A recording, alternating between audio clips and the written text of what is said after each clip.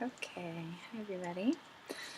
So I wanted to introduce what a typical cycle might look like using this infographic on the side of the screen here that I created. So the first day of your cycle is the first day of bright red blood flow. If your cycle typically starts with spotting or a little pinkish blood or kind of like starts in fits, then you really want to consider the first day when you actually start to see bright red flow. So day one, right on top here. Then the first part of your cycle is menstruation.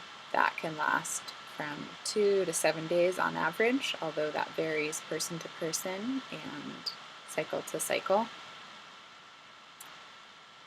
That brings us to the little period of time, which is typically a few dry days, can be several dry days, and some people have no dry days at all. They move right into their fertile wave, or they have kind of what's called a baseline of cervical fluid. I'll get into some real details of cervical fluid and how it can look and what it all means in another video. This is just a little introduction to a typical cycle.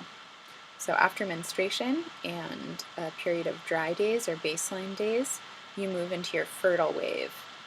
And you can tell when that starts because it's as soon as you have any cervical fluid that isn't blood after menstruation.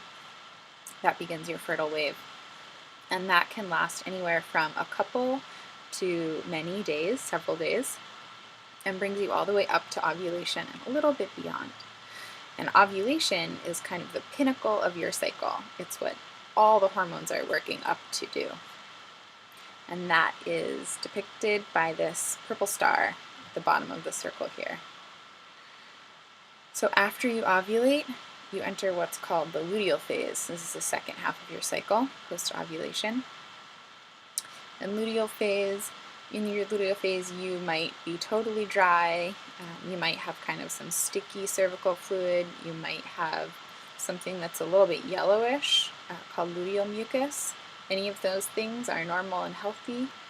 Towards the end, or sometimes even for a day or two in the middle of your luteal phase, you might see fluid that's similar to what you were seeing during your fertile wave. It does not mean that you're fertile again. You can only have one ovulation per cycle. That doesn't mean you can only release one egg, but again, we'll get into the details of that in another video, but you can only have one ovulation per cycle. So once that happens, you cannot ovulate again, and you cannot be fertile again in that cycle. So this is super brief and pretty simple. My question for you is, do you know in your cycle when you're fertile and when you're not? And would you like to? If you want to learn more, you can go to my website, www.mirawile.com.